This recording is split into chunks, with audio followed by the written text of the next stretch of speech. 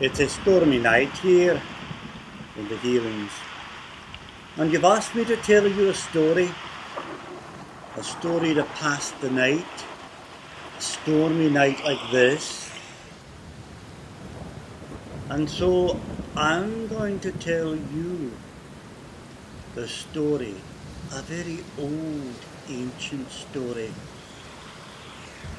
It's called The Kidnapping of the Boy with the Red Hair.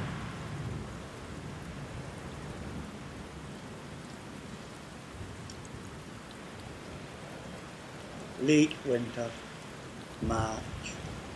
A large black-bearded man, Scar Crombie, treks across the rugged highlands. He is clad in furs, wears a peaked fur hat and fur boots. Strapped to his back is a large leather backpack crammed with furs and provisions. His eyes are alert as he scans the rocky landscape. The man stops, scratches his beard, and studies the ground as if looking for something. The change scenes. A small Iron Age settlement on the eastern edge of the Highlands, primitive, smoky, and untidy.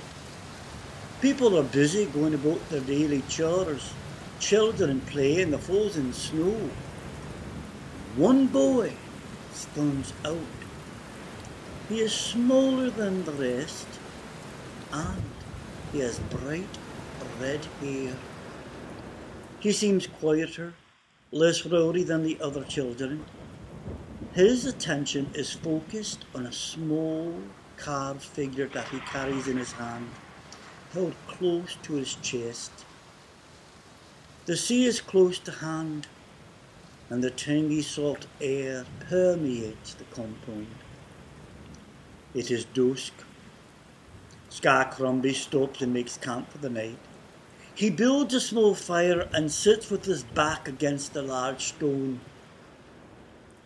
The stone seems to protect him from the cold night. The black-bearded man prepares a simple meal of dried strips of meat, broth, and tea. He reflects back as to how he came to be on this quest to find the boy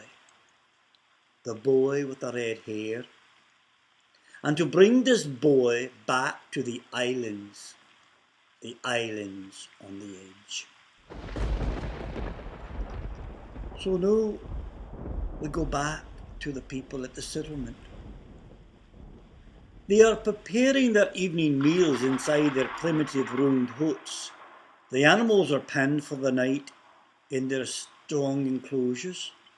Wolves howl in the rocky crags. The children are safe and snug inside their huts.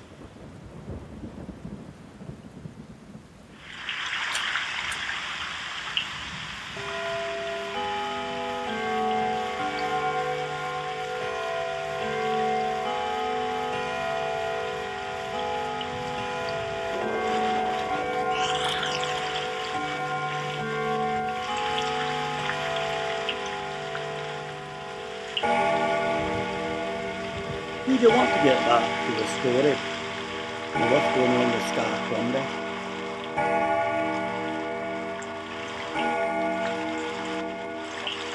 On a stormy night like this, it's the perfect night to tell a deep, dark story. So, where were we? You remember that back at the settlement, the wolves were howling. Well, now we go back to Scar Crombie's camp. The wolves circle cautiously around his camp. Something is amiss. The man cannot be seen. Suddenly, a huge black bear rears up on its hind legs and roars into the night. A large grey wolf lunges at the bear. A powerful blow from the bear's huge paw kills the wolf instantly. The wolf drops to the ground. The other wolves stop and stare at the massive creature. They hesitate, and then they turn and flee. The bear drops to all fours and circles the camp. Now, Scarecrombie has been searching for the boy with the red hair since early autumn. The Atticoti, the oldest old ones, had come to him in the islands and instructed him as to a quest that he must undertake to find this boy and to bring him back to the islands.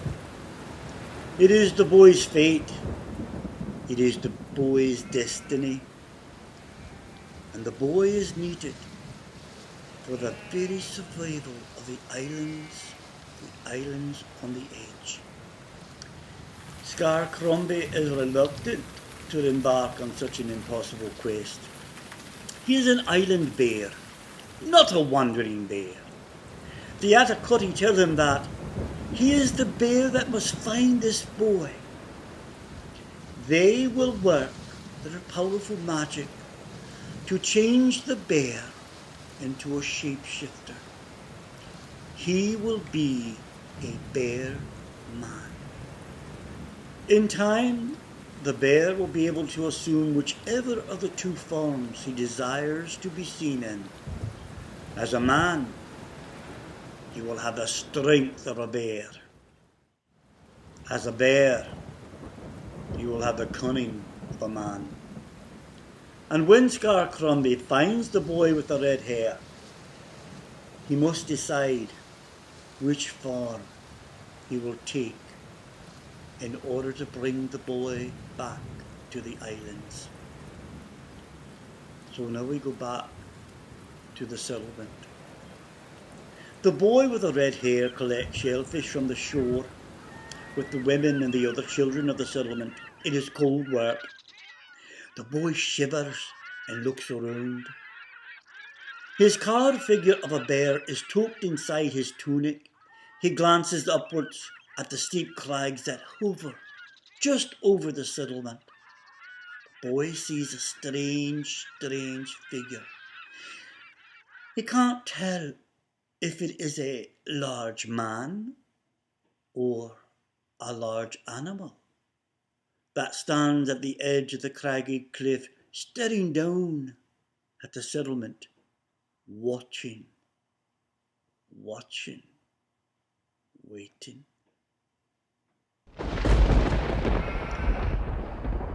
Late afternoon, Scarecrombie, in the form of a giant burly man, strides into the settlement.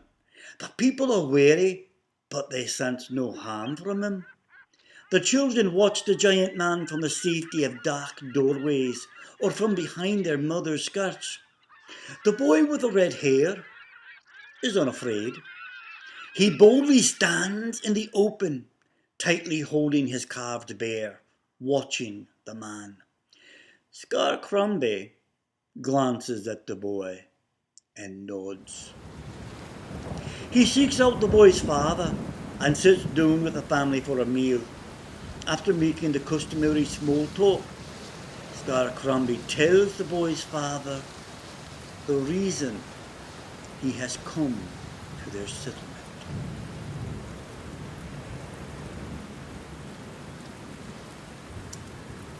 And now we come to the next part of this story. Scarecrombie chooses his words carefully. His voice is deep and rumbles in his chest when he speaks. His voice is hypnotic. He tells the boy's father that he has come for the boy with the red hair. The family gasp in disbelief. Scarecrombie tells them that it is the boy's fate, his destiny, to go with him back to the islands. The boy with the red hair listens to the talk from the safety of his bed. He is supposed to be sleeping. He holds his carved bear close to his heart. Scar Crombie tells the boy's father that if he gives him the boy, he will reveal to the father a great secret. And this great secret is the secret for the very survival of this clan. It is the secret of the underground wains, earth houses, deep in the crags. It is in these wains where the villagers can hide and disappear from the Farlanders in times of peril. These secret tunnels lead for miles underground, and anyone who knows how to find their secret entrances can be safe and get far, far away from whatever danger threatens. The boy's father nods his head as if in agreement. Scar Crombie tells the boy's father, Uther, part of the secret. And it is this part.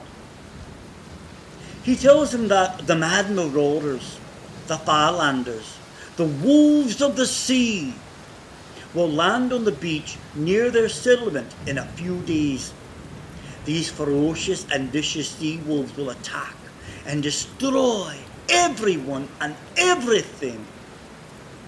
He urges the boy's father to pack up his family and belongings and move to the Highlands for their very safety, for their very lives.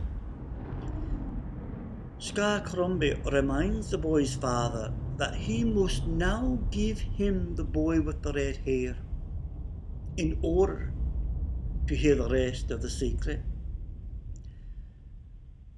The father will not agree to let him take the boy. The father and the other men refuse Scar Crombie's counsel. The risk is too great to make the move, to move the settlement in late winter. They will stay where they are. Scar Crombie thinks and is silent. He discreetly eyes the dark nook where the boy with the red hair sleeps. Scar Crombie leaves the settlement without the boy.